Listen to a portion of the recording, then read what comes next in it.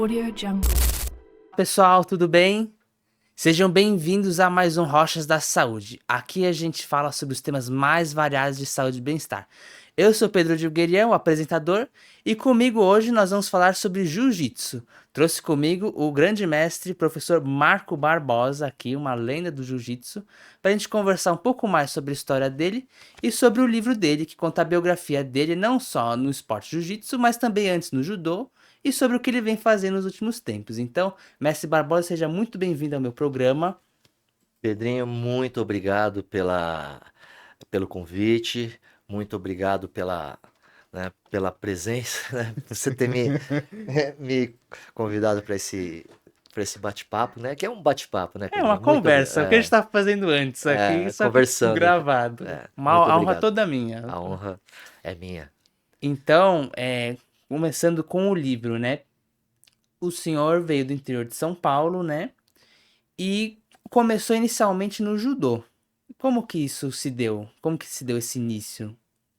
O início praticamente é como todas as crianças, né? Ou o pai coloca, ou você vai para tentar ser, na minha adolescência, eu estava numa pré-adolescência, 13 anos, para se impor perante ao grupo, né? Eu era um garoto do interior, vivia com garotos mais velhos, brincando, né?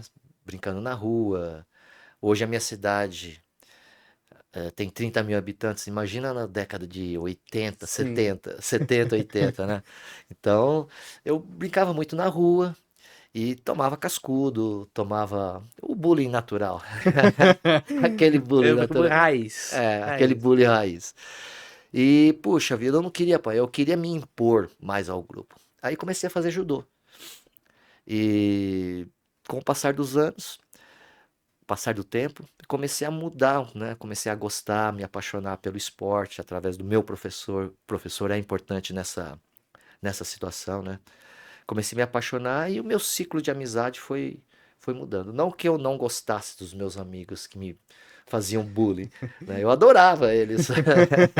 Mas aí foi evoluindo, você que fazia o bullying. É, é. E é muito, muito interessante isso que você falou. Eu mudei de grupo, né? Uhum. Como eu passava mais tempo com os meus amigos do judô, isso foi uma coisa natural. Mas com o passar do tempo eu vi que esses meus amigos, né? Também a gente vai amadurecendo. eh, Começaram a me tratar diferente, né? Justamente pela atividade física que eu estava E fazendo. pela confiança que o Pela esporte trouxe. confiança. Exatamente. Eles começam te ver diferente. Pô, o cara tá fazendo judô, meu, ele sabe lutar, né? Ele já não tá andando mais tanto com a gente, ele aparece poucas vezes. Então já muda a postura E do. comentando um pouco da questão do. Que eu falou que uma cidade pequena no interior, né? E tinha bastante quórum, bastante gente no treino do judô. Como que era esse treino nessa época? Não, não tinha. Tinha um grupo razoável, sei lá, uns 20, 30 alunos. Até que bastante gente. É, é. E, pô, meu professor, que foi o meu grande incentivador, que foi minha primeira grande inspiração como um lutador de verdade, né? Eu via nele uma referência de uma pessoa forte, né? Uma pessoa forte, um coração enorme, né? Eu É tenho que uma nem o senhor. amizade. Obrigado, Pedrinho. Um coração enorme, uma pessoa que ajudava, né, os seus alunos, que estava sempre presente. Ele não, ele é ainda até hoje uma fonte de inspiração. Hoje ele é psicólogo, Ah, é? ele trabalha com esporte, né? Ele se especializou nessa área de psicologia esportiva. Mas tem muito a ver, eu acho que essas coisas, por assim dizer, mais zen, assim, É, psicologia com a luta, né? Porque pelo que eu vejo, é uma válvula de escape para a extensão, você se autoconhecer, né? Suas forças, suas limitações. Acho que tem uma relação muito boa, né? A luta com a mente, né? sim, sim, tem. Tudo depende do foco também, Pedrinho. Se você faz o esporte como uma válvula de escape, como um hobby, como uma atividade física, ou para você se socializar também, né, é uma coisa, ajuda bastante. Mas quando você cai para a área competitiva, quando você cai para o campo competitivo, o, há um outro tipo de transformação na pessoa. Tem todo esse lado de conhecimento, porque ele tem que conhecer o corpo, Sim. ele tem que se conhecer muito, ele tem que ter um controle muito grande sobre sobre os seus sentimentos, porque no confronto ali, o pré-confronto, o confronto do dia, né? Você tem que ter um controle muito grande para você não se perder, não deixar a adrenalina te afetar, de você fazer muita coisa errada, você ficar muito nervoso, ou de não fazer nada.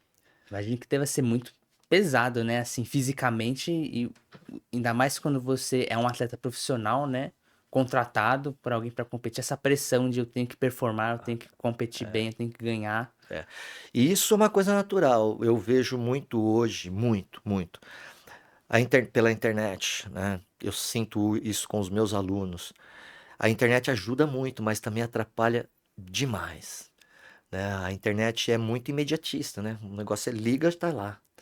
Então, os jovens foram condicionados, até os mais velhos estão se condicionando dessa forma, né? De já não estar tendo mais calma, das coisas irem acontecendo naturalmente. Agora, o jovem não, já nasceram com o celular na mão.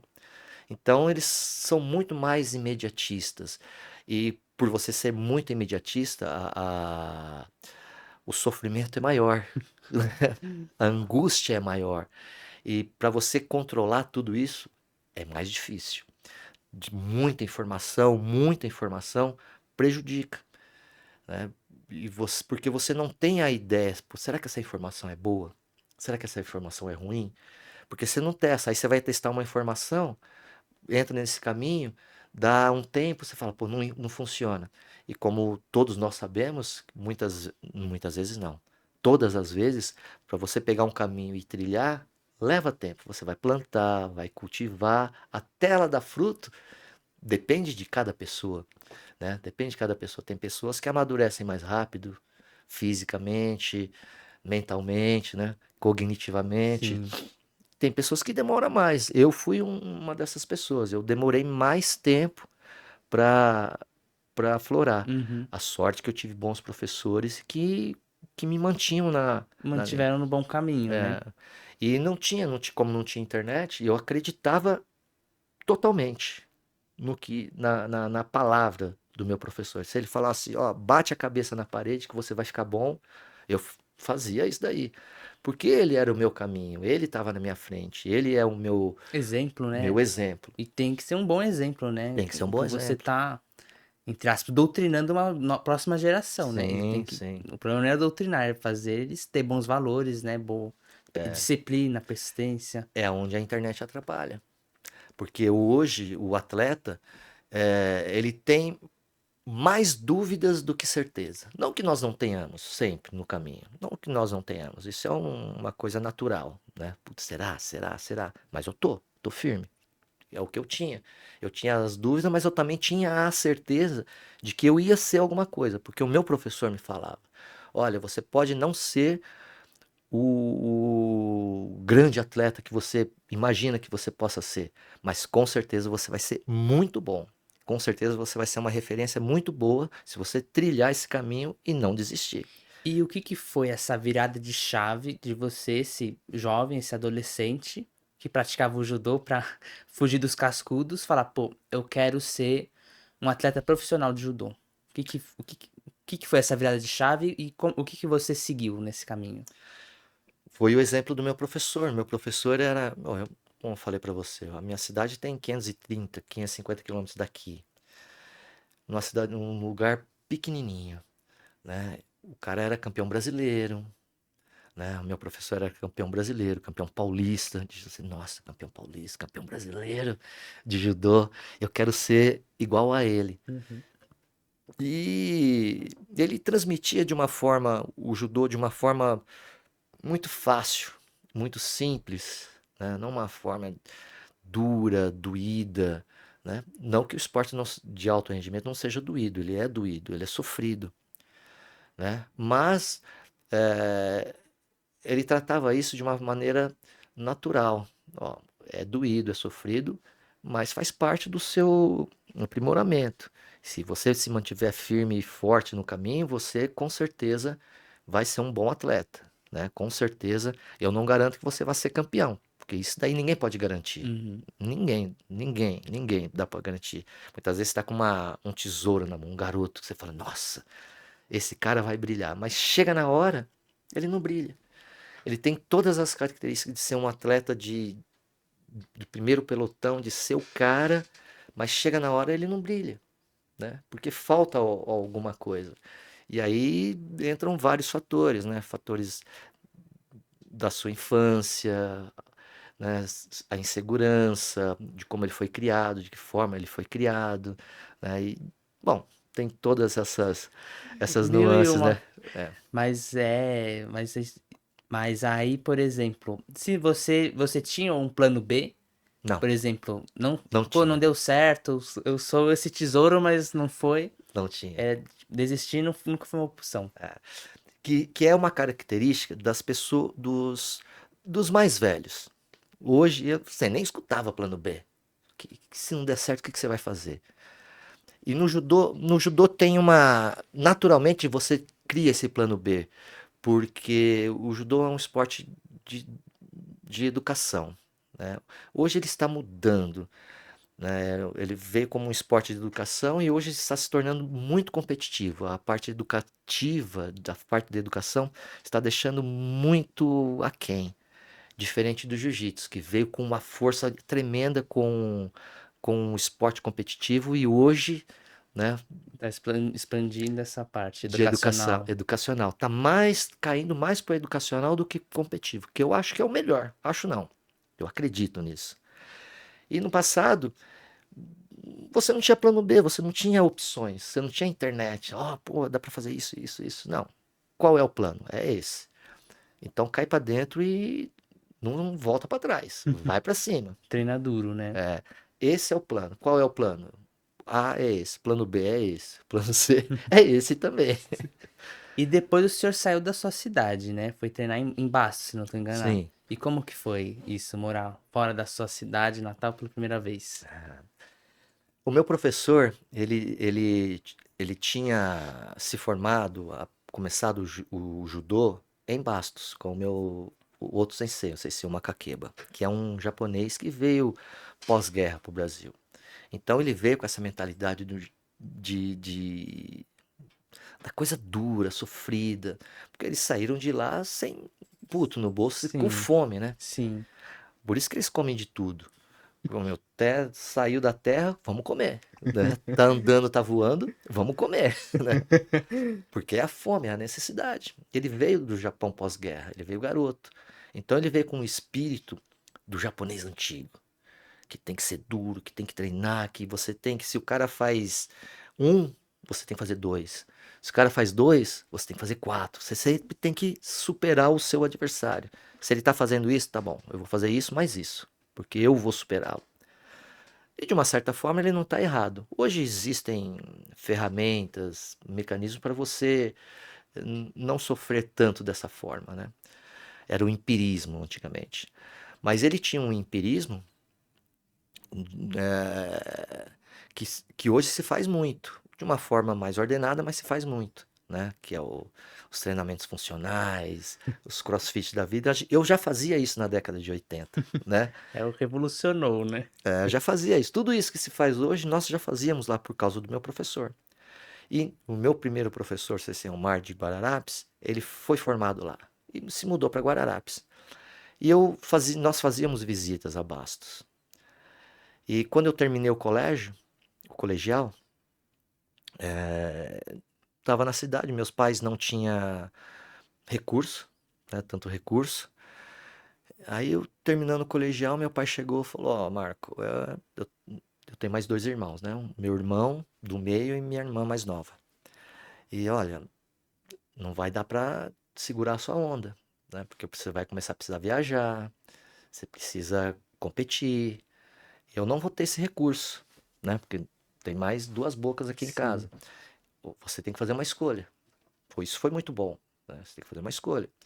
Ou você cai de vez com com o judô, ou ajuda em casa, vai estudar, continua estudando e vai ajudar em casa, porque a gente não tem, Uhum. né? Fato, como a maioria dos atletas, né? Como a grande maioria, a massa, passa por isso. Ou você ajuda em casa, vai trabalhar, ou, meu, cai de Se cabeça. dedicar ainda mais. Falei, rapaz, então eu vou fazer. E, né, meus pais sempre me apoiaram. Caí de cabeça, fui para Bastos, aí o sensei me adotou praticamente, né? Ele foi meu segundo pai, morava na academia, assim como muitos outros hoje em dia fazem. Morava na academia, limpava, ajudava a limpar a academia, ajudava o sensei a puxar o treino, né? E fui vivendo. Ele me fez muitas exigências para ir para lá, como ele é japonês, aquele japonês antigo. Olha só as exigências. Imagina para um garoto de 18 anos. Imagina um garoto de 18 anos. Ele falou, ó, você vai vir para cá. Era eu e um outro amigo meu. Nós fomos para lá. Não pode ter namorada. Se eu souber, eu mando embora. Não pode ter televisão. Nossa. Não pode sair à noite. Se você cumprir essas 3 regras, você continua. Se você quebrar uma dessas 3 regras, eu te mando embora. E é aquela coisa que ele não tem outra palavra. É aquilo, sensei, mais, não existe mais. É o Shinai nas costas e É, rua. é a cultura japonesa, você não tem um jeitinho, não existe mais. Mas e se? Cara, não existe e se. Ou você faz, ou você não faz. Mas e o meio termo? Não existe meio termo. Mas aí você tinha. Foi duro no sentido de você ter um ciclo de amigos? Como que foi esse período? O ciclo de amigos que eu tinha era os alunos da academia. Esse era o meu ciclo de amigo. E realmente, eu não saía à noite, não tinha televisão pra gente, eh, não podia ter namorada, né? Só vou te abrir um parênteses só para te dar uma ideia de como era.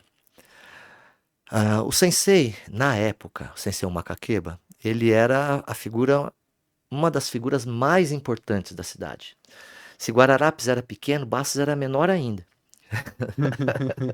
Se Guararapes era pequeno, Bastos era menor ainda.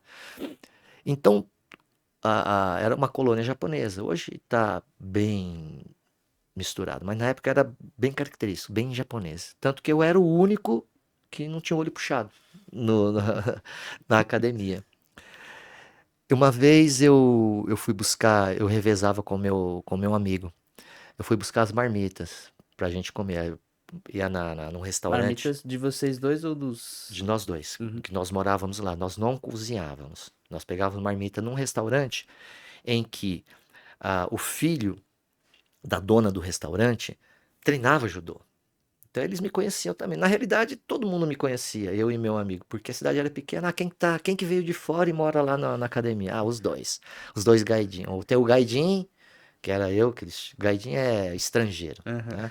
Tem o gaidin e tem o japonês, que o meu amigo era descendente, né? É Uhum. descendente, Nisei ele. E aí um dia eu fui buscar a marmita, cheguei quente pra caramba, bastante quente. Eu fui só de bermuda e chinelo, sem camisa, né? Tinha voltado do treino da manhã, que era na granja dele, a gente ia correndo, voltava correndo. Fui buscar a marmita, peguei minha bicicletinha, fui lá, peguei, como vai a senhora? Tá, peguei minha marmita, voltei, comemos. O treino começava às 3 da tarde, das crianças. E eu ajudava a puxar, nós dois ajudávamos o sensei no treino das crianças. Aí levantar, a gente varria o tatame, deixava a academia limpa Pro para próximo o treino. próximo treino. Aí o sensei chegou, fui cumprimentar o sensei, ele, Marco, olha, eu fui buscar a marmita, era umas 11h30. Uhum. O treino começava às 3, umas 15 para as 3 ele estava lá. Marco, você foi hoje buscar a marmita sem camisa, não foi? Fui, sensei. Não faz mais isso. Eu, ai, sensei. Ele na janela, assim, olhando. É, Eu porque imagino. todas as pessoas falavam pro sensei do que acontecia, Nossa. de todos os alunos. E como nós éramos pessoas de fora e morávamos lá. Estavam sobre a asa dele, né? Sim. Então todo mundo, tudo que acontecia, os caras chegavam e diziam assim, ó, estão fazendo isso, estão fazendo aquilo. Então eu tinha que andar na linha, não podia sair, não podia sair à noite. Se eu saísse à noite, com certeza ele teve um outro episódio que eu não saí à noite, fiquei na frente da academia, né? Vendo tem o Kaikan, sabe o que é o Kaikan? O Kaikan é um centro cultural que geralmente os japoneses se reúnem e montam um clube, Uhum. um centro cultural. Sim, sim. Puta, a academia era a 20 metros do Kaikan. E todo sábado à noite tinha. Puta, eu não sei como é que se chama. Hoje é. No interior tem bastante Feirinha. festa Ah, à noite sei, sei. pra rapaziada. Era discoteca, né? Eu vou falar discoteca, que eu posso falar discoteca, né? Uma baladinha. Uma balada, pronto. Isso, Não era uma balada, a gente falava de festinha. discoteca, É. né? Tinha discoteca. E eu não fui, não ia. Não ia. Nós ficamos lá na frente sentado e vendo o pessoal passar, porque a cidade inteira passava ali, estava no centro da cidade e vendo. Poxa vida, na segunda-feira, Marco, vocês estavam na frente da academia, não tava? Era 10 horas da noite. 10 horas da noite, no sábado, hein? Tá, vocês, então cuidado, não sai, né? Não vai se misturar. Tá bom, sensei. E quanto tempo foi sobre a tutela do Sensei Makakeba? Foram 3 anos, né? Foi 86, 87, 88. Aí fui pro Japão, consegui uma bolsa para treinar no Japão, em Tenri, na Universidade de Tenri. Fiquei 2 anos em Tenri, 1 ano e 9, 10 meses.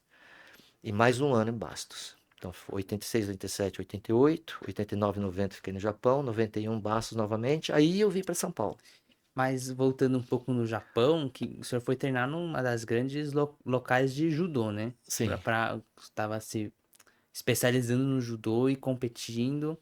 E teve algumas competições nesse período que o senhor estava com o Makakeba, sem ser o Makakeba? Sim, sim, Bastos. Eu fui justamente para isso, para tentar elevar o meu nível.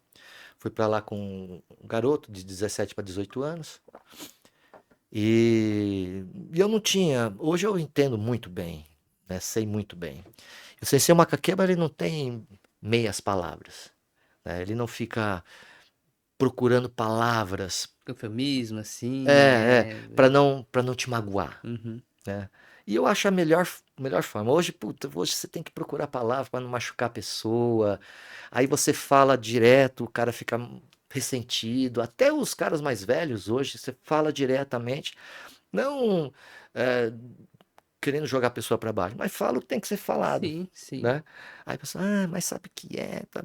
Então, hoje você pisa, principalmente eu como professor, né, e líder você tem que, puta, sempre tá pisando em ovos, é horrível isso. Eu É tô lendo horrível. eu tô ouvindo, né, um audiolivro muito bom, que chama Critical Conversations, que fala sobre isso, de você aprender a conversar, identificar essas conversas difíceis e como que você não Conduz. conversa, conduz, falando que precisa falar, mas sem ofender muita pessoa. É. Muito bom o livro. Você só muda as palavras, né? Mas tá falando. Sim, você fala uma coisa que ele consegue mudar. Não gostei de tal coisa e eu ainda não terminei de ler. Aham. Tô lendo. Se com mais velhos hoje é assim, imagina com os mais jovens. Sim. Oxe, é horrível.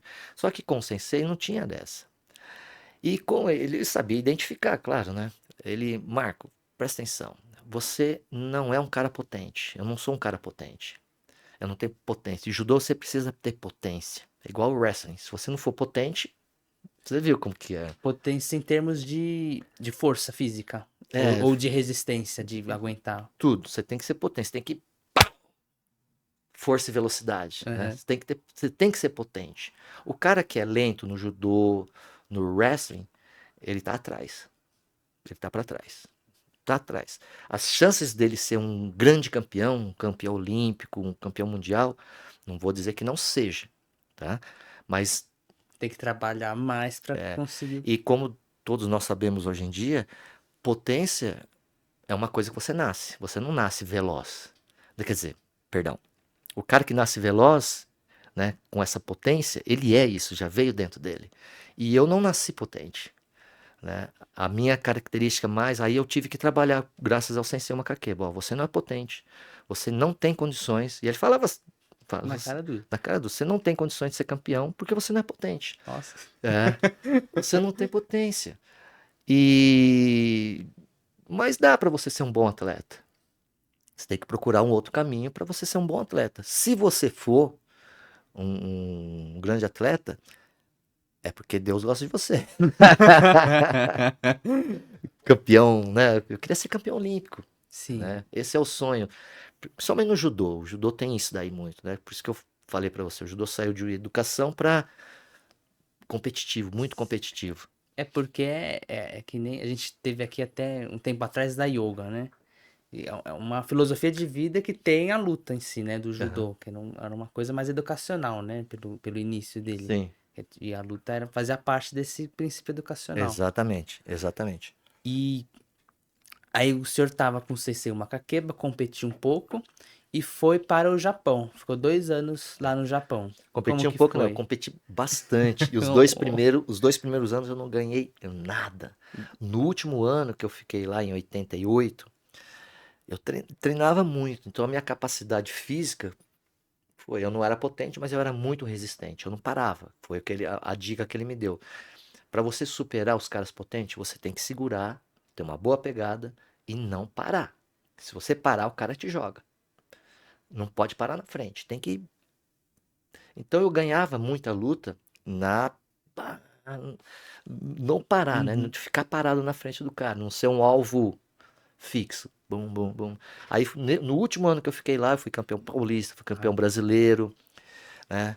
E eu ganhei todas as competições naquele ano, na minha categoria eu ganhei. Eu lutei, sei lá, umas 15 competições no ano. não, Ganhei tudo, bastante. bastante. Aí eu queria ir pro Japão justamente para melhorar o meu know-how. Na minha cidade tem uma igreja chamada Tenrikyo, uma religião chamada Tenrikyo. E Tenri é uma universidade que forma muitos campeões. O último grande campeão de nome mundo foi o Shohei Ono. Você deve ter. Acho... Na última Olimpíada ele lutou, foi campeão Uhum, olímpico e uhum. parou. Ele é a sensação, ele era a sensação do judô mundial. Foi bicampeão olímpico, um judô sensacional. De lá, cria de Tenri. Hoje tem o Ted René, que é tricampeão olímpico. Mas antes do Ted René, o único tricampeão olímpico que existia no mundo era de Tenri. O Kimura, Da Kimura, o golpe. isso, o do Kimura, o Sensei Kimura, o mestre Kimura, ele foi técnico de Tenri. Uhum. Então Tenri tem uma tradição muito forte em produzir atletas. Aí tem a igreja Tenrikyo em Bastos. Eu comecei a frequentar e fui pedir por pô, me leva pra lá. Me leva lá, assim, né?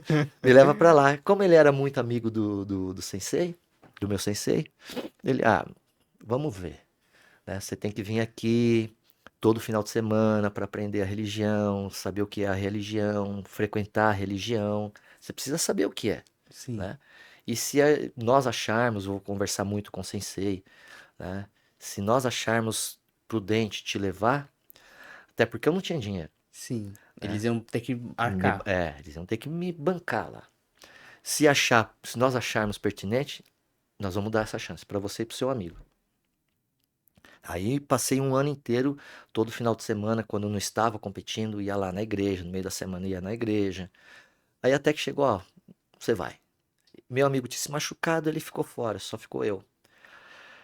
Aí você tem que fazer um curso, a sede da Tenrikyo é em Bauru, né? A sede da Tenrikyo é em Bauru. Passei um mês lá aprendendo mais sobre a religião e fui, né? E quando eu fui para lá, eu achei que não ia apanhar tanto. Pro Japão. Eu achei que não ia apanhar tanto, porque eu tinha sido campeão brasileiro, Sim. todas as competições, júnior, né? Não adulto, Uhum, é o sub-20, hoje é o uhum. sub-21. Na época nós chamávamos de júnior, que era até 20 anos. Falei, meu, e já lutava com adulto, Ah, né? você pensou, vou de boa, Vou né? de boa, vou apanhar e tal, mas não tanto. Nossa, meu Deus do céu, que eu tive que reformular a minha forma de treinar. Eu tive que reformular minha forma de treinar. Porque em Bastos, apesar do treino ser muito bom, o sensei não treinava algumas capacidades físicas que o judô necessita. Eu tive que reformular toda a minha forma de fazer o Chikome. O Chikome é a repetição, né? Uhum. Tive que reformular minha forma de fazer o Chikome, tive que reformular minha forma de treino. Imagina se você não tem um orientador. Porque eu tava no treino, eu entrava no treino, tinha o sensei lá, ele ia olhar para mim? Não ia, né? Ele ia cuidar dos atletas Sim, dele. sim, A minha obrigação era ir treinar para melhorar. Eles não estavam nem aí comigo, né? Então tinha que ser uma coisa minha. sim. Mas parte de treinamento físico e a sobrevivência, né? Como É. que foi? Como que era o seu treino nesse período? Você fazia corrida, musculação, ou era só focado mesmo no judô? Não. Para você ser atleta de alto rendimento não tem jeito. Hoje o pessoal do Gil tem essa compreensão. Quando eu comecei não tinha. Mas no judô sempre teve essa compreensão. Você tem que ter uma parte física muito forte, porque senão você não rende na parte técnica. Então todos os dias tinha o treino, todos os dias às 6 da manhã, tinha o treino dos atletas, né? Eu ia treinar com eles, treino físico, aí era até às 7, acabava e eu continuava. Porque como eu apanhava muito, eu queria, né? É, não apanhar tanto. Eu queria começar a bater também. Né? E vi que meu período era curto, eu tinha que aproveitar o máximo de. Eram 2 anos só meu Uhum. período. Falei, puxa, se eu ficar dando mole, não indo treinar, porque tô cansado, porque eu apanhei muito, ficar chorando, porque, ai meu Deus, tô apanhando, não tem meu pai, minha mãe, não fala. Eu escrevia cartas, né? A carta levava uma semana para chegar. Até ele mandar de volta era 2, 3 semanas. Aí já passou o choro. Já passou o choro. E falei, meu, eu preciso, né, me virar. Aí imagina você sozinho, tendo que colocar na sua cabeça que o que você faz não dá certo e que você tem que reformular tudo aquilo, né, sem saber falar a língua, sem conhecer tanto da cultura. Eu já sabia um pouco, porque morei em Bastos, né? Uhum. Só que Bastos tinha uma característica muito interessante. Eram pessoas que vieram do Japão antigo. Uhum. Então eles tinham um comportamento daquela época. E quando eu fui, o Japão já era outra coisa, é o Japão moderno, Sim, né? teve Era- aquela modernização pós-guerra, né? Então eu também senti aquilo. Eu falei, nossa, o que falam lá em Bastos e que praticam lá é um pouco diferente do que se faz aqui. Então eu tive que me adaptar, passei os 6 primeiros meses foram terríveis, cara. Foram terríveis. Os 3 primeiros meses, então, se eu tivesse dinheiro, eu acho que eu voltava. Nossa. Eu só não fiz isso por 2 motivos. Por não ter dinheiro e por orgulho. Aí eu tinha dentro de mim, puxa, o que que eu vou falar para os meus pais, para os meus amigos, para o meu sensei, que eu não aguentei. Nossa. É duro. Mas e como que ficou a sua cabeça, parte mental disso? Que imagino que foi um estresse muito grande. Eu lendo, eu Foi. fiquei, nossa, imagino como que ele deve ter ficado. É. Não sabendo falar. Sabia falar japonês nessa época ou aprendeu conforme. Aprendi lá. Eu fiz Nihongaku, né, que é a escola de japonês, por 2 anos, 2 vezes por semana. Mas é aquela coisa que nós estávamos comentando lá com o inglês, que eu estou aprendendo Sim. inglês. Você aprende, quando você vai colocar em prática, Você fica, "Ah, não sei." não sei. É. E o Japão tem No uma hablo japonês. não habla japonês. E o Japão tem uma coisa muito interessante também. Tem os dialetos regionais. É dialeto mesmo. É quase uma outra língua. E eu tive que aprender o dialeto da região, não o japonês tradicional. Eu tive que aprender o dialeto da região. E foi outra dificuldade. E eu não conseguia conversar com os atletas, então eu apanhava, muitas vezes queria sair na mão com os caras. Nossa. Que eles, e Era mais folgados. era. E eu não tiro a razão deles. Não tiro a razão deles. Eu faria a mesma coisa também. Se eu hoje estivesse na pele, na pele ao contrário, sendo japonês, os caras que viessem de fora, eu ia fazer a mesma coisa. Porque quando você entra num caminho desse, só os fortes sobrevivem, né? Só os fortes sobrevivem. O cara que é campeão olímpico, com certeza ele passou por isso. Ele trilhou esse caminho duro de de sofrer o bullying no treino, de apanhar, do cara te jogar, cair em cima, dar cotovelada, te dar cabeçada, te dar chute. E, e apanhar, de fazer rodinha em você, ó. Vai você, você, você, na sequência. Vamos bater nele. Nossa. Aí eu não queria apanhar, né? E também não queria ficar sentado olhando, ai, eu sou coitado, ai, puta, eu tô apanhando, não quero apanhar, não, pô. E a Ficava, queda do judô dói, né? É duro, é não, forte, né? você se acostuma.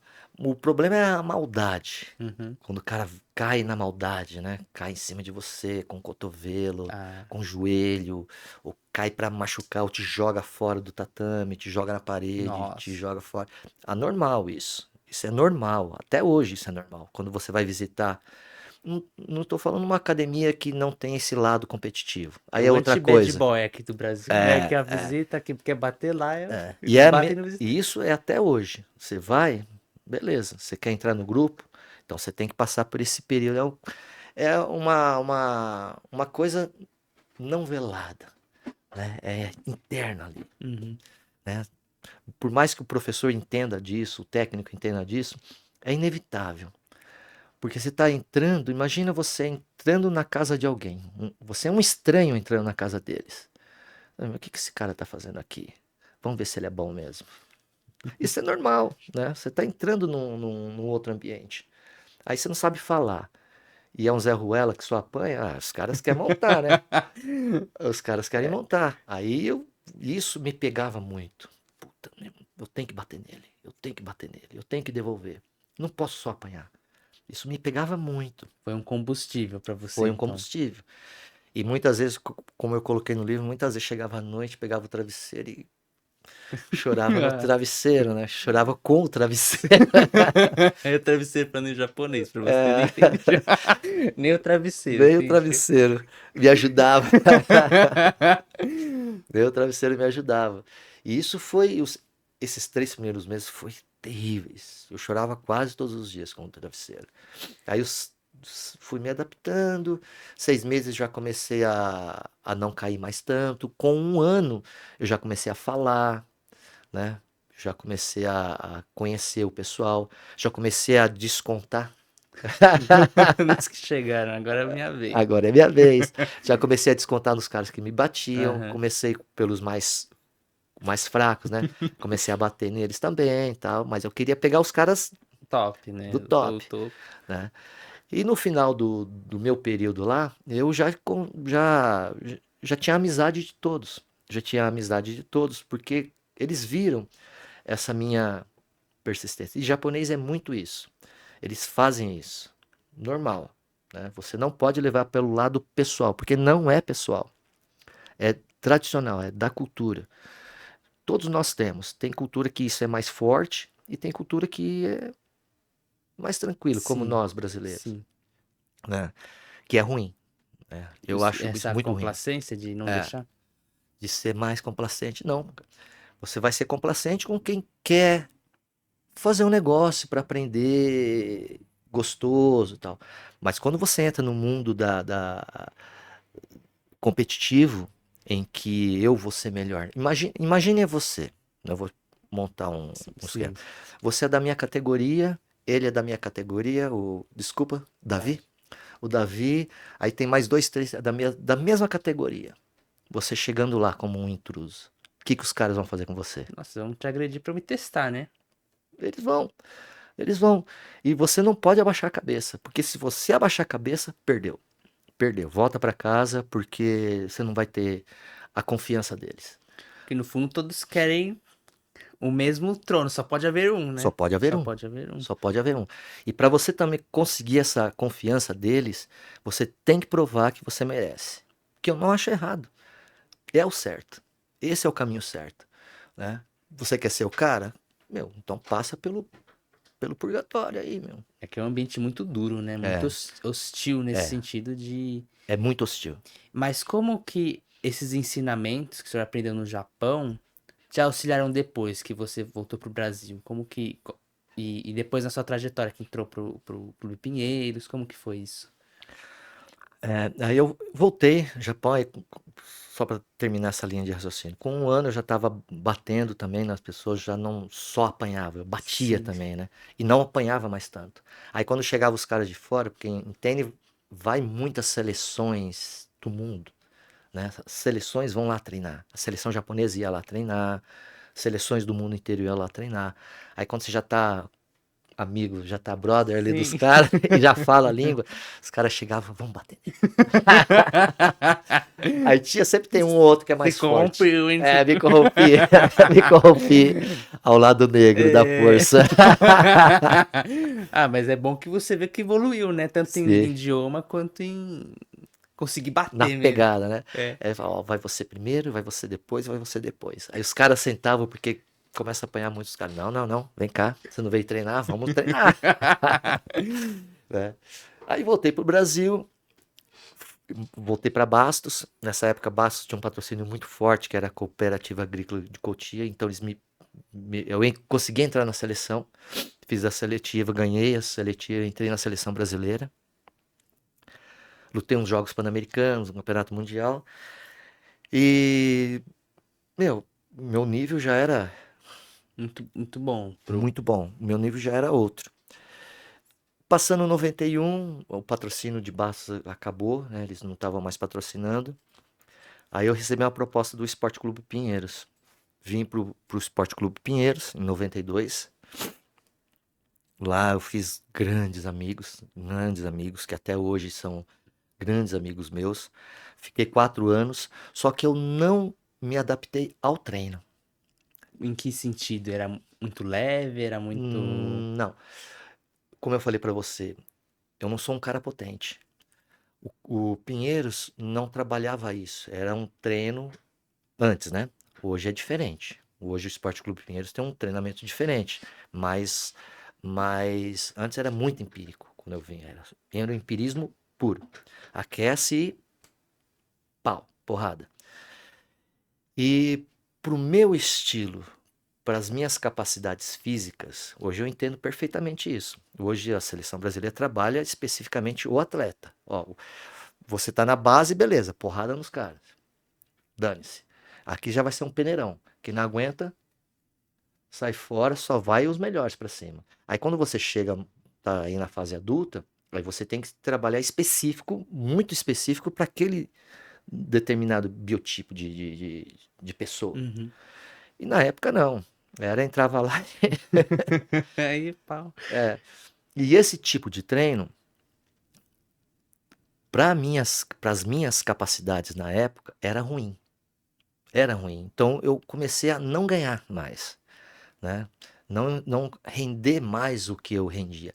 E quando você é um atleta de alta performance, você não consegue, mesmo treinando, fazendo, pô, tô treinando todo dia, tô fazendo, mesmo treinando todos os dias, e você não consegue performar, A cabeça já.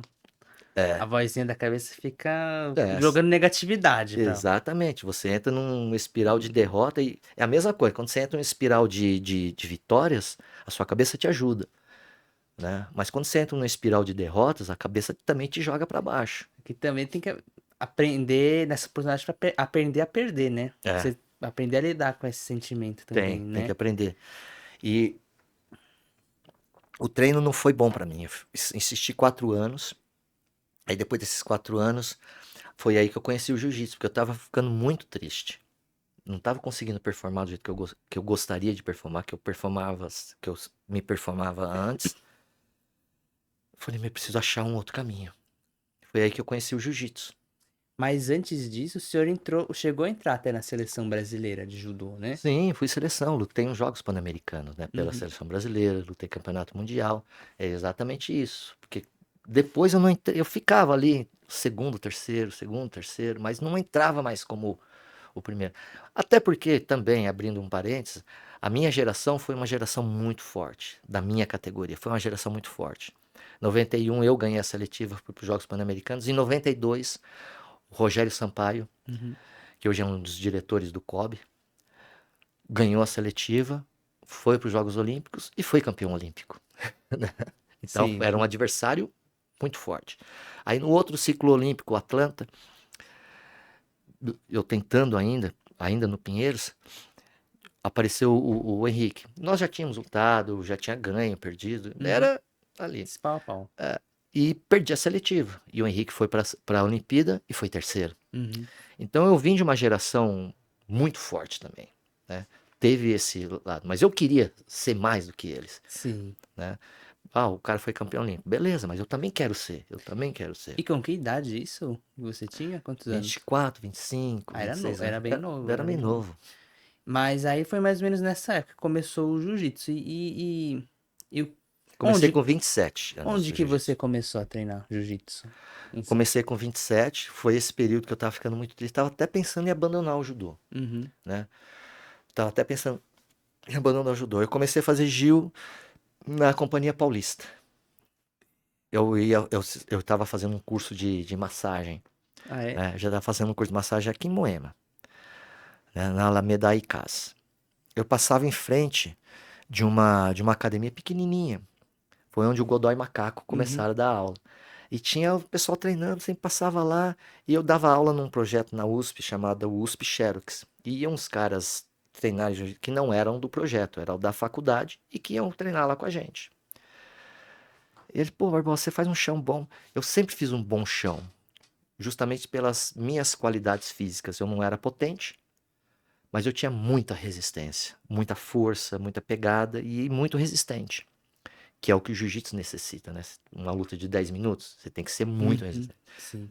Não Eu, dá. eu lutei no campeonato interno, eu não aguentei 5 minutos. Então, Eu já. Foi o esforço físico auge da minha vida. Imagina quem de- compete 10 com isso. minutos. Imagina 10 minutos. Deve ser inimaginável. Inimaginável. Aí eu tinha muito isso, né? E o jiu-jitsu não precisa de muita potência. Precisa. A potência que eu tenho pro jiu-jitsu está ótimo. Tá ótimo, né? O que eu precisava mesmo? Resistência. Bom, bom, bom, bom. Não parar. Não parar. Ter um ritmo alto, um ritmo forte e marcha em cima, marcha em cima. Eu tinha muito isso. Foi por isso que eu me superava no judô, em relação aos outros caras que eram mais potentes. Aí, pô, Ross, vai fazer Gil, você tem um chão bom, porque eu sempre fiz chão. Embaixo eu fazia chão todos os dias praticamente. E pelas minhas características físicas que eu falei, eu era muito resistente. Aí um dia eu passei na Godoy Macaco, lá na frente, falei, vou fazer. Fui conversar com o Godoy, que ele que estava puxando o treino. Na época ele era faixa roxa. Uhum. Na época era Tava no faixa meio do roxa. caminho. É. E o Macaco faixa azul. Nossa. Eles hoje são grandes nomes, né? São, Viu são. o começo. Aí fui lá, falei pra eles o que eu era atleta de judô, expliquei tudo, falei, poxa, eu queria treinar jiu-jitsu. O Max Trombini, não sei se você conhece Não, o Max Trombini. não conheço. O Max Trombini era da companhia, ele era faixa marrom, ele era um e que também tinha passado por Bastos, tinha ficado Uhum. um ano em Bastos. E ele estava na companhia, ele também era um dos líderes ali da companhia. E tive uma relação, comecei a conhecer o Max nesse momento. Fui treinar jiu-jitsu, aí de branca, ia de branca, né? Ia de branca, mas ele já Branca sabia. meio 25 de março, né? Não, total, total, Não. total. Mas o Godoy Macaco, o Max, eles sabiam o que eu era. Sim, sim. Aí teve uma graduação uns 2 meses depois que eu comecei, aí eles me deram a faixa roxa. Nossa, É, é claro que nem já é super sim, atleta de. sim. Aí a primeira competição que eu fui, foi o Campeonato Brasileiro. O segundo Campeonato Brasileiro pela CBJJ. O segundo Uhum. oficial pela Nossa, CBJJ. bem no comecinho, né? 97. E fui segundo, né? Fui segundo. Falei, nossa, acho que esse negócio dá, né? É, eu gostei, Gostei, gostei. gostei. Aí, aí comecei a me dedicar mais ao Gil, desisti do próximo ciclo olímpico. Eu tinha mais um ciclo olímpico ainda para cumprir. Falei, esquece. Foi aí eu me casei, né? Uhum. Me encontrei a minha esposa, a Carla. Sim. Que também é atleta, né? Conheci ela na seleção, né? Ela é mais antiga que eu, no judô. Ela, na Uhum. realidade, ela é uma das pioneiras do judô feminino no Brasil. Uhum. Ela é uma das pioneiras. Lutou o primeiro campeonato paulista de judô, lutou o primeiro campeonato brasileiro de judô feminino. Então ela é uma das pioneiras no judô. Aí eu tive minha filha, Manuela, né? Falei, puxa, eu preciso trabalhar, né? Eu preciso trabalhar, não dá. Eu não estou conseguindo performar. E o esporte de alto rendimento, ele tem isso, né? Você vale o quanto pesa. E o Como Pinheiros, assim? o Como assim? Pinheiros tem muito isso. Por exemplo, você fez uma temporada sensacional. Você tem um salário. Você tem um salário. Tinha tudo. Pinheiros é sensacional, né? Não dá para reclamar do Pinheiros. Não tinha como reclamar. Eu só não me adaptei ao treino, Uhum. né? Só não me adaptei ao treino. Meus melhores amigos, adorava o sensei de lá, o sensei João Gonçalves, que fez 8 Olimpíadas, Nossa. 8 ou 7 Olimpíadas, não sei, como atleta e como técnico. Mas eu não me adaptei ao treino. E ah, ah, nesse período, como eu falei, a Manuela nasceu, E eu daquele precisei desespero de pai, né? dar desespero de pai. Aí eu no Gil, comecei a dar aula de jiu-jitsu também, né? Comecei a dar aula de jiu-jitsu também e desisti do próximo ciclo olímpico em função disso, pô, eu preciso trabalhar. E se eu não conseguir, eu vou me dedicar, e se eu não conseguir de novo? Já tentei 2 ciclos olímpicos, não consegui, e se eu tentar esse terceiro e não conseguir? Porque você tem que entrar, é um ciclo mesmo, você tem que Sim. entrar e entrar de cabeça e fazer tudo aquilo lá. E nessa pegada, como que já se lesionou muito feio nessa pegada de treino competitivo, de desgastar joelho, ombro, porque é um treino muito intenso, né? É. Demanda muito do É, corpo. eu fui um cara abençoado em relação a isso. Como eu fazia muito físico, uma parte física muito forte, eu tive pouquíssimas, machuquei, tive uma lesão de cruzado, de Uhum, menisco no joelho uhum. direito. Isso também me broxou demais no Pinheiros. Foi também um dos pontos que me levou ao jiu-jitsu pela pelas contusões. O jiu-jitsu é muito, muito, mas infinitamente menos lesivo do que o judô. Não dá para comparar. Por que o senhor acha que? Pela própria dinâmica do esporte. O judô é um esporte de potência, como eu Uhum. falei. E muitas vezes, você faz o golpe e fica numa perna só com o cara nas tuas costas. Imagina você fazer Sim. movimento de Nossa. rotação numa perna só. Imagina se seu pé fica preso com o cara nas costas. Nossa. Imagina. O que pode machucar tornozelo, joelho, quadril. Né? O judoca tem muito problema de quadril e joelho, tem demais. Justamente por isso, de, de rotação numa perna, de carregar, ter que fazer força para Uhum. levantar e machuca quadril. E tem que ser bem levinho também, né? Pra fazer os dois exercícios, tipo, carregar a pessoa, ser carregado, né? Aí você luta E na agilidade. categoria, né? Você Sim, tem sim. que. e- Aí você tem que ser potente, porque se você for leve, você não consegue arremessar o cara. Tem Uhum. que ter muita potência para poder levar o cara. Né? E o jiu-jitsu não tem isso. Ele é no solo praticamente, né? Então é muito menos lesivo. Esse também foi um dos pontos que me levou ao jiu-jitsu. E também comecei a ganhar muito pelas minhas capacidades físicas, que na época, década de 90, os lutadores de Gil não tinham essa consciência de um treinamento mais direcionado. Um treinamento direcionado para saber onde você vai. Eles eram muito bolados, eram os bad boys, né? Hum. Bolava demais. É, fazia 1 hora de treino físico no tatame. Era 1 hora de treino físico, 10 minutos de posição, eram 1 ou 2 posições e 2, 3 rola. Acabou. Esse era o treino dos caras que competiam, né? Esse era o treino dos caras que competiam. Quando eu comecei a treinar, eu falei, meu, os caras estão treinando tudo errado. Sim. Estão treinando tudo errado. E eu tinha essa consciência. E nessa época ainda quem. Ainda são, né? O grande nome é a família Gracie, né? Sim, E o sim. senhor competiu contra alguns Gracie, né? Um, Um, um. com o professor Royle, E né? como que foi isso? Como- Ah, isso foi em 99. Foi o meu segundo ano de faixa preta. Eu comecei em 97, no meio do ano. Fiquei esse meio do ano de roxa, 98 de roxa, 99 de marrom. 90, perdão, 95. Perdão, me perdoe. Imagina, imagina. 95. Eu comecei o jiu-jitsu em 95. Então fiquei metade do ano de 95 de roxa, 96 de roxa. Então, gente, ó, para corrigir, o segundo campeonato brasileiro oficial da CBJJ foi em 95 e não em 97, como eu falei. Desculpa, Não, mas sem problemas. Aqui tá? tá em casa. A gente arruma depois. Metade 95 de roxa, 96 de roxa, 97 de marrom. Eu fiz uma temporada 97 sensacional.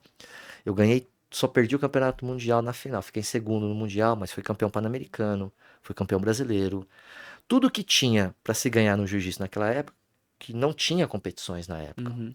Ganhei o circuito paulista, ganhei o paulista, ganhei peso e absoluto, né? Então, e mesmo no judô, mesmo tendo desistido do ciclo olímpico, eu lutava pelas cidades, ganhava para lutar. Ganhei Jogos Abertos do Interior, que é uma competição muito difícil. Fui campeão paulista de judô, fui campeão brasileiro de judô, fui campeão dos Jogos Abertos de judô, ganhei jogos regionais. Então eu ganhei tudo, Que podia ser ganho. tanto no judô, que eu já não lutava tanto, já lutava menos, quanto no Gil. Aí eu fui para preta. 98 fiz uma temporada ruim no jiu-jitsu. E 99 fiz uma temporada sensacional. Fui campeão paulista, circuito, campeonato paulista, peso e absoluto. Nossa. Peso e absoluto. Fui campeão brasileiro, né? Fui terceiro no mundial.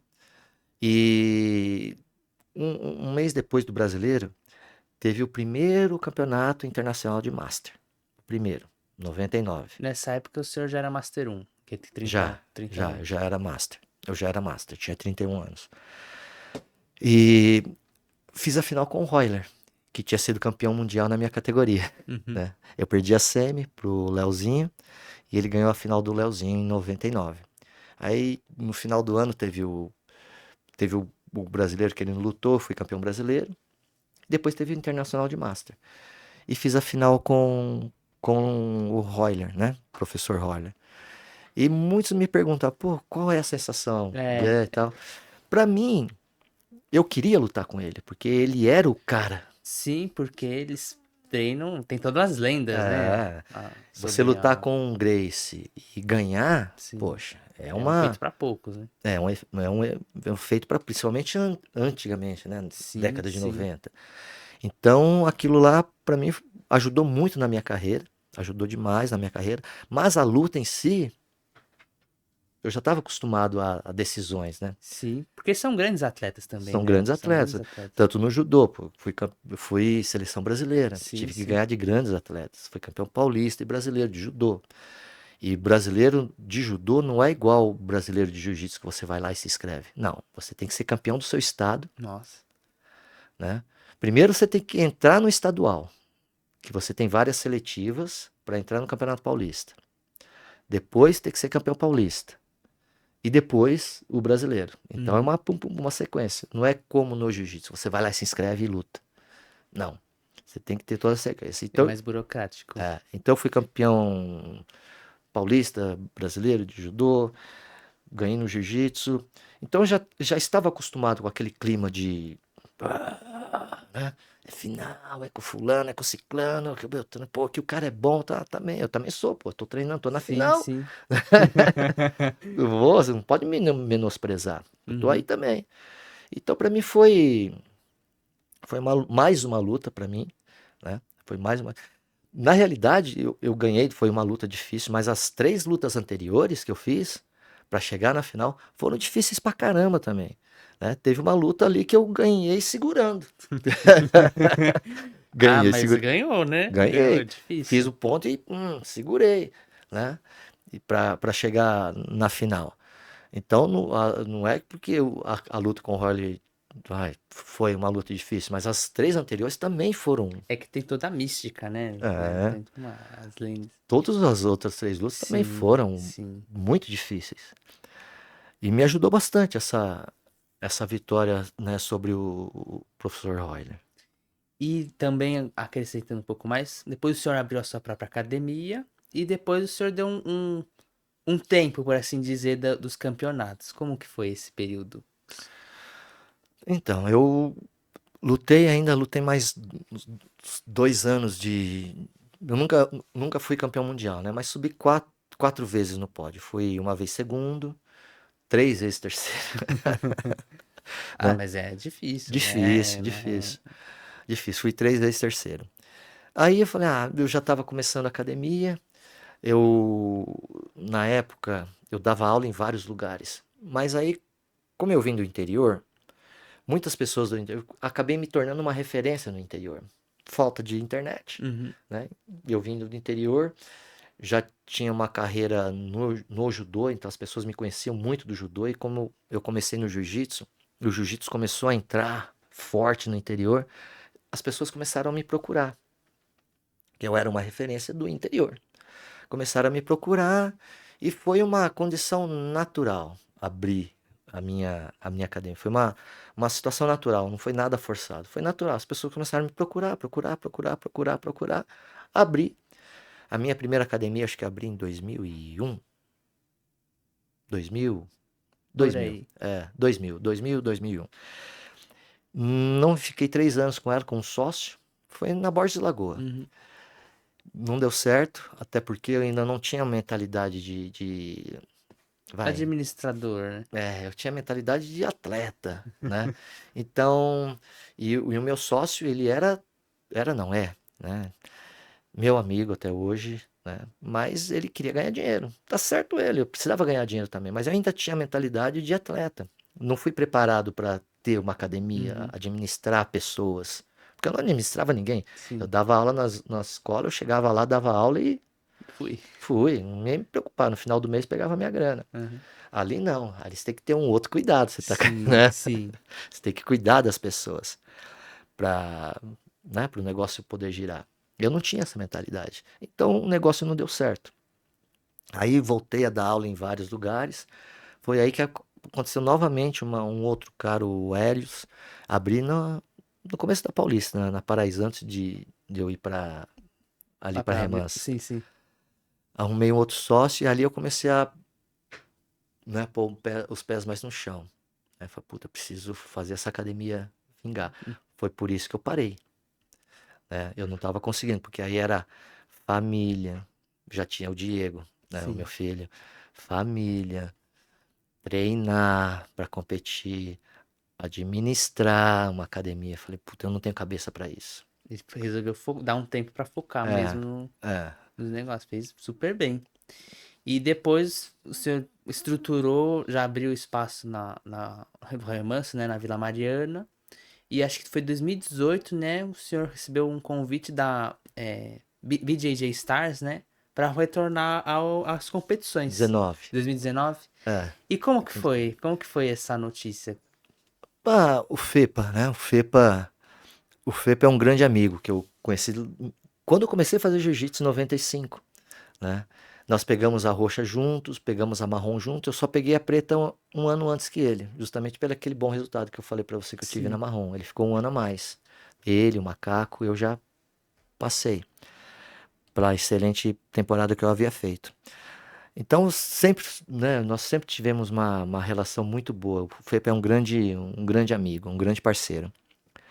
Lutei o primeiro evento que ele fez, que ele chegou a Barbosa, eu vou trabalhar com evento, quero ganhar dinheiro com evento. Falei, pô, é legal. Até eu me tentei, chama, né?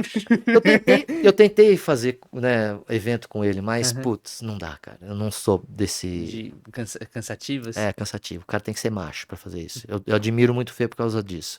Porque você lidar com atleta, lidar com atleta, desculpa a palavra, Ai, muita gente, né? é, As é, pessoas têm opiniões diferentes, gostos diferentes, é, horários. é difícil. Principalmente atleta que se acha estrela. Uhum. Puta que pariu. É horrível. Mais uma vez, tem que ficar pisando em ovos. Sim. Principalmente ele. Então não tenho essa paciência de fazer. Eu não tenho. Não, não dá, não dá, não dá, não dá, não consigo. Ele tem, ele é um mestre nisso, né? Lutei o primeiro evento que ele fez, que foi numa casa de show que tinha em Moema, que não existe mais. Eu nem lembro mais o nome da casa de show. Em Moema, perto da Ibirapuera, não existe mais uma casa de show gigantesca que Uhum. tinha. E lutei o primeiro evento, ganhei. E o Felipe sempre fazendo. Aí ele fez o Band Esporte. Eu não lutei, mas porque era só garotada nova, então eu pus muitos atletas lá pra lutar. Aí ele veio com o BJJ Stars. Pô, Barbosa, luta, luta, luta. Falei, Fê, eu parei. Eu nunca parei de treinar, né? Como Sim, você sabe, sim, nunca sim. parei de treinar. Mas eu não queria mais lutar. Porque é muito cansativo, estresse, já É, tava numa é. outra momento da vida, né? Tava quase 50 anos, né? 50 anos. Pra que que eu vou fazer essas coisas, né? Apesar que Chega. no treino luta super bem. Eu falei, não quero. Aí ela falou, pô, é o Megaton, cara, que você vai lutar com o Megaton. Eu sei, o Megaton é bom. Como que você eu já ganhei dele uma vez e perdi uma vez dele, Uhum. né, na época. Eu ganhei uma dele e perdi uma dele. Então, pô, vai lá, luta, cara. Porque quem iria lutar com o Mega era o Della Riva. Uhum. Só que o Della Riva não podia, porque ele estava como coach do Anderson pro UFC, Uhum. numa dessas lutas do Anderson. Então ele não poderia ir. Aí ele me chamou. Eu falei, não, Fepa, esquece. Aí ele me ofereceu uma grana. Falei, Fepa, não, esquece. Aí ele me ofereceu outra grana. Eu, ai, não. Aí ele falou, ó, eu vou te dar isso, se você ganhar, você ganha mais isso. Eu, ai, Fepa. Não fala assim comigo. Aí você vai. Aí você vai me fazer eu voltar a lutar e voltei a lutar. Eu É. lembro dessa época, que tava treinando, você tava num. Parecia o Rock Balboa treinando, né? Ah, Na tava bem, bicicletinha. tava bem. Tava. Tava bem, tava muito bem fisicamente. Aí eu direcionei de novo o treino. Aí a Carla, que ela é uma preparadora física muito boa. Carla, sua esposa. A Carla, minha esposa. Ela tem um conhecimento muito grande, não que eu não tenho, mas ela tem muito mais. Ela tem muito mais know-how, sabe muito mais. Ela estudou muito, ela fez pós-graduação em Sim. fisiologia e preparação física, então ela tem mais as manhas. Ela que me preparou, ela que fez o meu treino. E deu, meu, certinho, Sim, né? sim. Certinho. Foi uma luta muito dura, né? Foi Contra o uma luta Megaton. Eu muito assisti. dura. E depois lutei brasileiro, o mundial, tudo a Carla à frente na minha preparação. Isso me ajudou bastante. Ajudou E, bastante. e o senhor voltou, né? Tipo, deu uma voltada a mais agora. Recentemente o senhor competiu também, né? Lutei o Campeonato Pan-Americano, fui para os Estados Unidos, né? E, pô, aí é Orlando, é do lado de casa, né? E sobre a saída para os Estados Unidos, como que se deu? E como que tá sendo sair do Brasil e expandir seu negócio, sua academia, sua É, visão? eu tô com um aluno, né, um amigo, aluno, ele já está lá há mais de 10 anos, já tem academias consolidadas. E aí eu resolvi, em função da situação política, nós conversamos, não quero Sim, entrar nesse sim, sim. assunto, né? Não é o ponto, né? Mas foi em função da situação política do país. Eu falei, meu, eu preciso ir para dar tempo de fazer as coisas. Mas também já sabia do perrengue que ia se passar, porque eu fui para abrir um negócio. Eu tinha duas opções: ou ir trabalhar numa academia que a maioria faz, já ganhando uma grana, ou ir e montar um negócio, o meu negócio, né, junto com o meu sócio.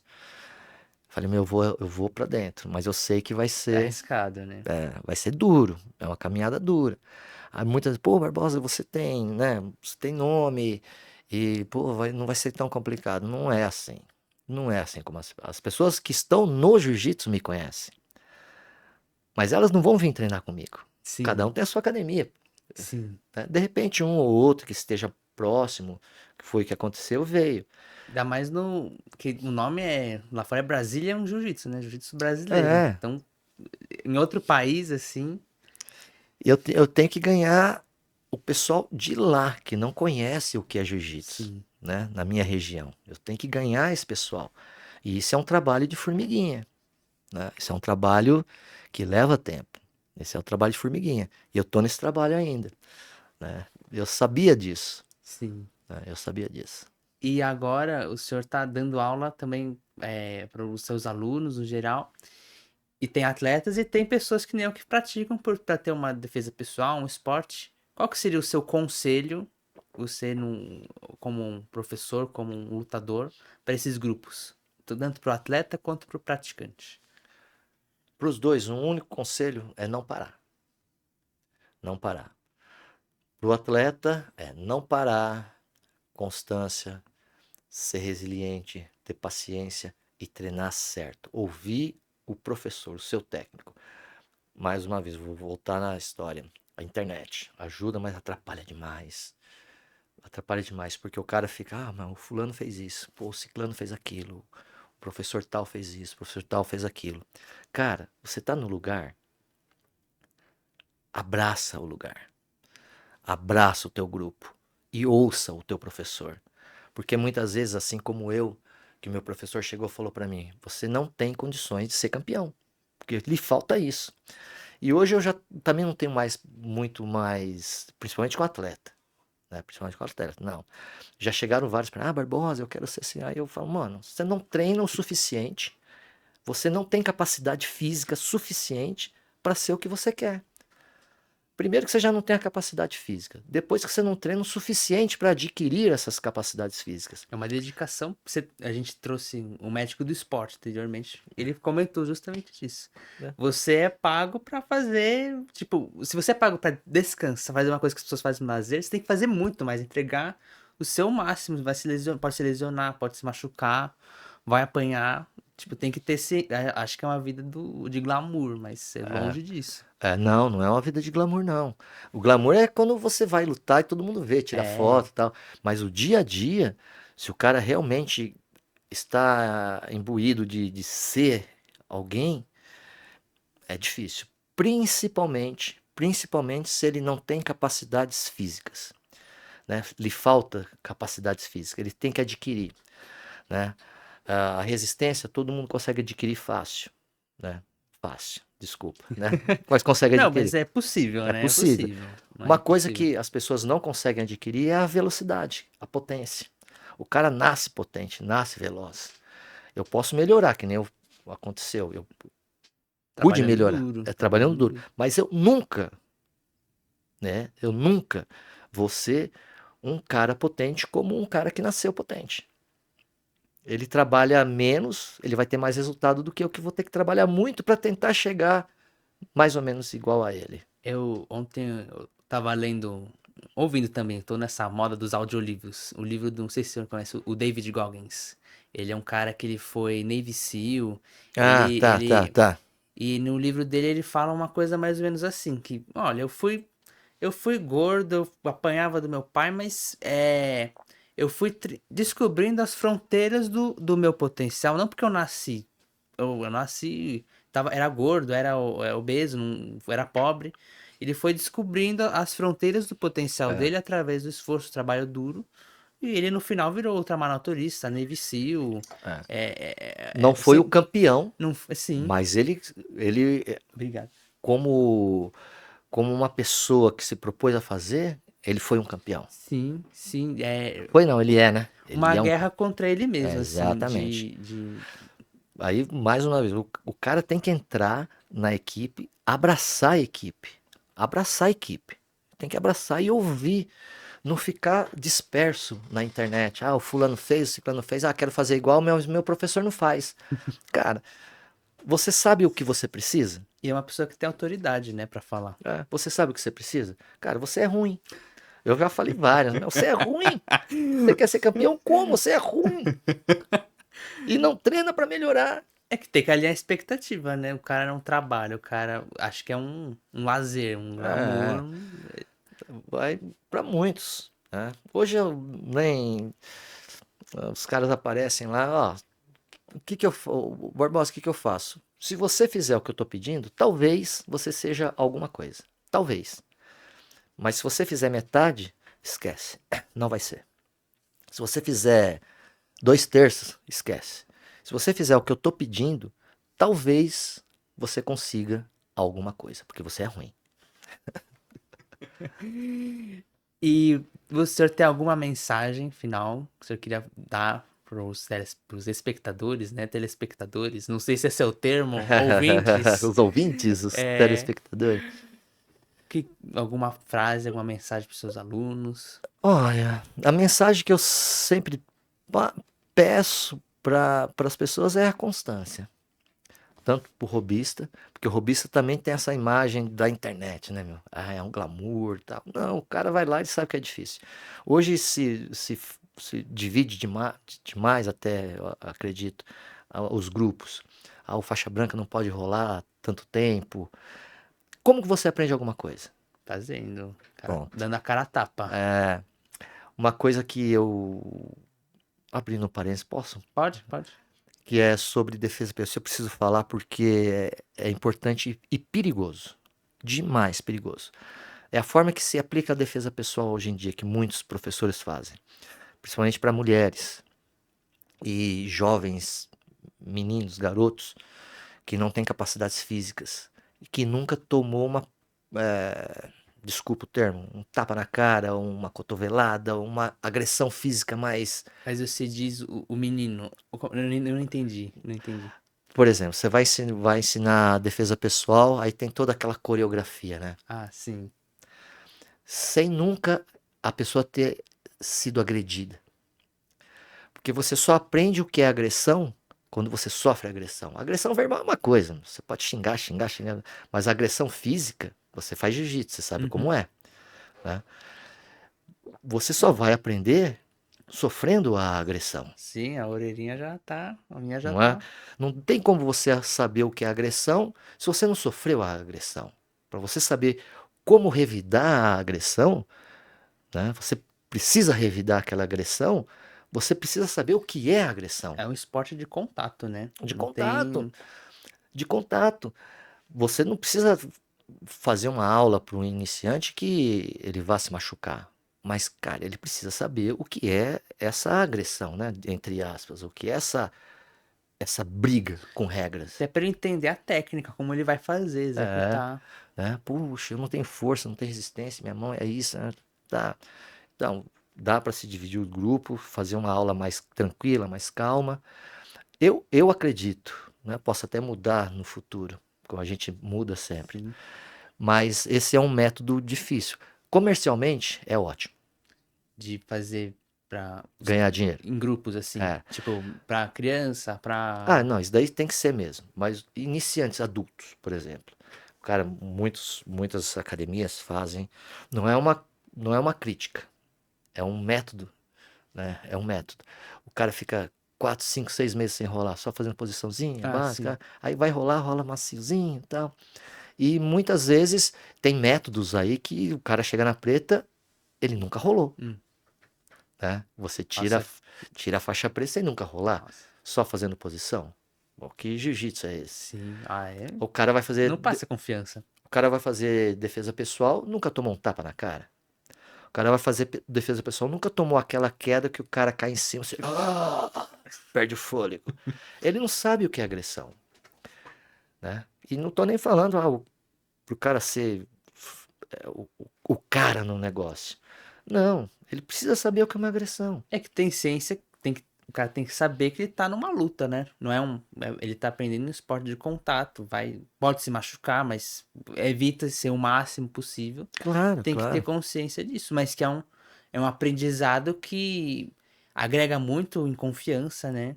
Acho que a parte da defesa pessoal, meu pai brinca que. Meu pai é faixa preta, né? Sim, sim. Ele brinca que, mas eu sei lutar, mas na rua é o sai que eu dou. Eu viro assim, só É, que eu dou. é, Mas é. É a confiança, porque numa briga de arma de fogo, não é? a gente tem que sempre tomar cuidado. Esse é o cuidado e pensar que quantos Jack Chans existem? É. Pouquíssimos. Não, você sabe o que é uma agressão. Se o cara vier pra cima de você e te agarrar ou der um soco, você sabe como Sim. fazer, né?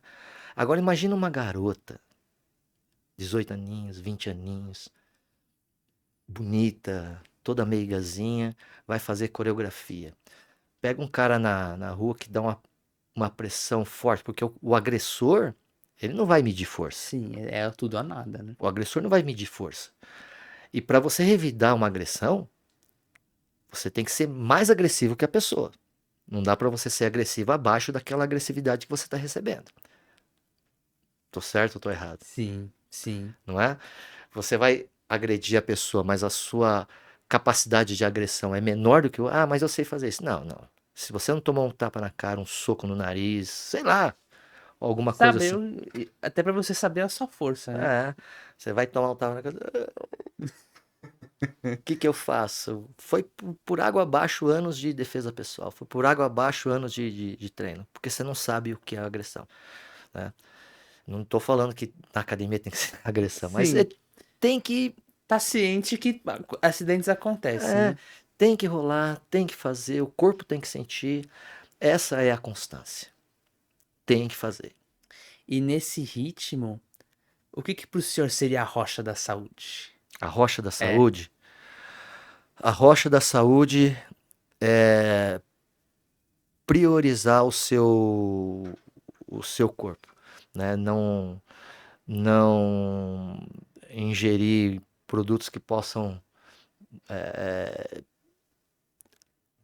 deteriorar o teu organismo, né? Não estou falando. Tem uma outra polêmica que se fala muito, anabolizante. E eu não sou contra, eu sou a favor, porque o atleta de alto rendimento, e vamos não ser hipócrita, né? A maioria, a grande maioria dos atletas de luta, a grande maioria, usam, né?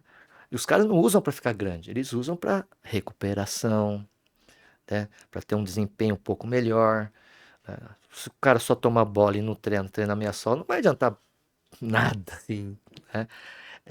É um suporte. Se você for pôr na balança, não tem os suplementos? sim. Quantos tipos de suplemento existe? Nossa, hoje em dia, um por dia surge, mano. Se você for pôr na balança, também é um produto que te dá capacidade, Sim, que vai te ajudar, sim. não é? O cara toma, vai, a bola dele lá para ajudar. Se você toma suplemento para quê? Para ajudar, Uhum, para ajudar na sua performance. Então também está mexendo. Então vamos tirar tudo, vamos só comer a comida natural. sim, Vamos só comer a comida natural. Vamos tirar tudo, vamos tirar suplemento, vamos tirar isso, vamos tirar aquilo, vamos tirar. Pronto, né? As pessoas tomam suplemento para ter um rendimento melhor, para produzir mais, não deteriora tanto o organismo. Tudo é feito para melhorar a performance do atleta, né? E tudo, como você faz medicina, é, tudo que você usa demais prejudica. sim. É que o problema do anabolizante é que ele tem coisas, um hormônio, né? Mas Aham. o problema é que ele tem efeitos colaterais, né? Tipo, de tanto que o CFM, o Conselho Federal de Medicina, ele fez uma resolução que ele baniu para fins estéticos, né? Ele seria mais para reposição hormonal, para essas coisas assim mais ligadas à doença. Mas eu entendo perfeitamente. Para ganho de massa muscular, recuperação, ele é excelente. Mas não esquecer também que ele tem outros problemas. Ele aumenta o risco de infarto, colesterol. Ele faz a pipa do vovô não subir. Tudo depende da dose. Sim, Tudo sim. depende Mas da é dose. importante lembrar. É. Nem tudo são rosas. Não, toma creatina demais. Hum. Não tinha vários estudos que poderiam dar problemas renais e tudo. É que o pessoal confunde muito. No do médico do esporte a gente conversou até que tem um exame de sangue que a gente usa para medir a função renal que chama creatinina. Aí Creatina. pelo nome parece, é que a creatina é do músculo. Aí ela vai sendo Uhum. degradada e vira, mas teria que ser uma dose muito alta. Assista o episódio que Prote... vocês veem. O excesso de É, proteína. é. É o excesso de Mas, proteína. não, mas cada qual com Sim, sim. com suas Por coisas. Só é isso, importante por falar. isso, que se você quer ter um bom rendimento, você tem que treinar corretamente, confiar no seu treinador, no seu coach, sei lá, confiar nele. Você quer melhorar a performance? Vai no médico. Uhum. O que está faltando? Porque tem muitos atletas, pessoas comuns. O cara entra no excesso de treino, há uma desregulação hormonal, e nós todos sabemos que desregulou o hormônio no corpo, acabou. Uhum. É ladeira abaixo. A testosterona tem que estar num nível bom, não alto, Sim, né, para não correr os riscos, mas também não pode estar lá embaixo, porque senão o sim, cara não sim. tem nem vontade de levantar da cama. Sim, sim. Ah, sim. Aí eu acompanhar, ver, indicação. Mas é uma vida muito dura. É uma Não, vida não, dura. não estou falando nada. Eu entendo, é muito É, duro. Tipo, você tem que performar, ter uma tem que performar. performance, ansiedade e Imagina outros um cara fatores. de alto rendimento, que a testosterona dele tá lá embaixo, ele acorda todo dia e fala: Meu Deus, o que que eu faço da minha vida? Que é o que acontece com os atletas. É o que acontece. Putz, eu tenho que treinar hoje, eu não tô aguentando levantar da cama. Tenho que treinar hoje, tô morrendo de sono. Tenho que treinar hoje, vou competir o mês que vem, é a competição do ano e tô mal. Aí você vai ver o nível de testo do cara, sei lá, outros Uhum. hormônios, né? A, o cortisol, vai ver o cortisol do cara, vai ver a testa do cara, vai, a progesterona do cara, tá né? Carrega a Sim. progesterona lá em cima, testosterona lá embaixo, Sim, o cara todo. desregulado. Sim. Aí entra o médico. Aí entra o médico. Vamos regular isso daí, né? Uhum. Não vamos colocar você lá naqueles níveis Sim, ferrado, sim. né? Até porque o esporte de luta tem as categorias, né?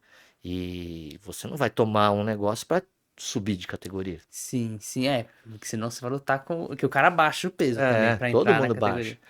Então, e a medicina tá aí é para ajudar, não é? Sim, sim, A medicina tá aí para ajudar. O sim. cara pega a primeira, nossa, meu, você tá mal, hein? Você não vai conseguir performar, você vai se machucar. A desregulação hormonal leva a muitas lesões. Uhum. A desregulação hormonal leva a muitas lesões, atrapalha o mental, Sim, sim. lesão de novo, né? Então, você tem que estar naquele procura especialista Sim, com para certeza. te jogar num nível bom, né? E você conseguir performar. É que é muito. Não estou. Só pra aproveitar que temos que Aham. conscientizar, né? Mas, tipo, entendo perfeitamente esse lado É, de ansiedade de performar, de ter que manter. Ficar muito tempo na estrada, né? é duro, É duro. é duro. O brasileiro ainda tem um pouco disso, né? Esse preconceito, mas, puta, lá fora, esquece, meu, esquece. Ah, que atleta de natação, que atleta de atletismo. Já viu os caras do wrestling? O corpo dos caras do Já vi. wrestling? Os caras de levantamento olímpico. Eles Nossa. fazem o ciclo certinho. Sim, eles são naturais, veganos e alérgicos à É, água. vai falar que os caras não tomam? Ah, Sim, para. Ah, eles para. tomam. Claro que toma. Só que toma corretamente. Uhum. Né? Eles tomam corretamente para não ser pego no doping, né? Bom, para não ter prejuízo Sim, do sim. corpo. Eles têm um médico, eles têm que ter. Não tem como, cara. A gente não escapa disso. Os recordes são batidos em função de grandes performances. E Uhum. grandes performances requer grandes renúncias. Puta, eu não quero tomar, mas, meu, eu não tô performando porque minha TS tá lá embaixo, meu cortisol tá zoado, e cortisol ruim, você não dorme direito, Sim, né? sim. Você não dorme direito, irritado o tempo todo. Acho que tem hoje em dia psicólogos que são especializados no esporte. É, Nos grandes clubes, principalmente de futebol, eles têm um psicólogo só para tratar dos atletas, assim. Porque tem muito essa. O cara, ele foi comprado, às vezes o time compra, ele tem que performar. Olha, você vai ter que dar mídia ou fazer gol. E enfim, é muita pressão, ele tem que é. performar, tem que ganhar, tem que. Aqueles caras do basquete, da NBA. Eu estava vendo uma reportagem que o basquete da NBA desse ano caiu em 28% a audiência. Por quê? Excesso de jogos. Excesso de jogos, colocaram muitos jogos, tiraram no começo da temporada, eles tiram as estrelas para não prejudicar a performance dele no final. Aí as pessoas não querem assistir porque as estrelas não estão, eles ficam tira, põe, só vai ver no final e caiu o rendimento, quer dizer, a audiência em 28%. Eles Bastante. vão ter que reformular. Imagina os atletas, meu. Porque o basquete também é um esporte altamente lesivo. Altamente Sim, lesivo. E é um esporte de potência. É um esporte de potência. Não é um esporte de potência? sim, sim. Saltar, saltar, saltar. É só potência. E potência, você não consegue dar 10 pulos, dar 10 saltos com potência. Onde vai o teu coração? Explode, né? Aham. Um cara desse, ele vive pulando. Fica o jogo todo pulando, pulando, pulando, pulando, pulando, pulando. São altos, né? O coração já. Voleibol, altamente lesivo. Extremamente potente, só potência. O cara que não tem potência, nem adianta fazer esse esporte porque não vai saltar, não vai ter força para arremessar. Imagina o tanto de repetição que é isso. O que arrebenta. Sim. Tem a lesão do cotovelo de tenista, Ah, golfista, tem lesões clássicas dos esportes, né? ah. Então, tem tudo isso, né? Aí a recomendação é cuida do corpo, Sim. faz a coisa certa. Faz a coisa certa. Quer ter alto rendimento?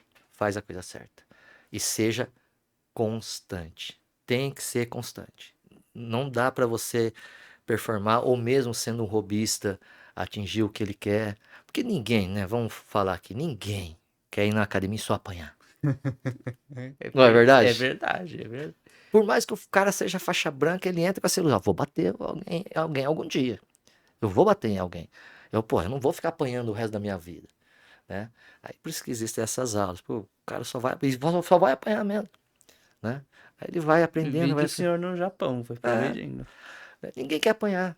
Ninguém quer apanhar. Duvido que o cara levanta no dia e fala assim, hoje eu vou treinar e só quero apanhar. Eu só quero apanhar. Bom, mestre, tem mais alguma coisa que o senhor queira comentar?